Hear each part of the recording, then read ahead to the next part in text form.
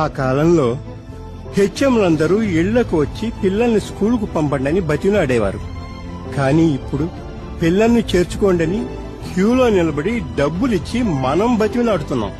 మన కాలంలో స్కూళ్లను government నడిపేది, wine షాపుల్ని private వాళ్ళు నడిపేవారు.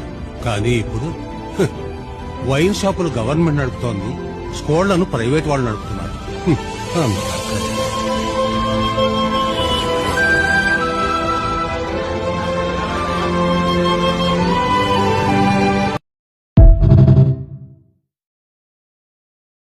ఆ కాలంలో హెచ్ఎంలందరూ ఇళ్లకు వచ్చి పిల్లల్ని స్కూలుకు పంపండని బతిలాడేవారు.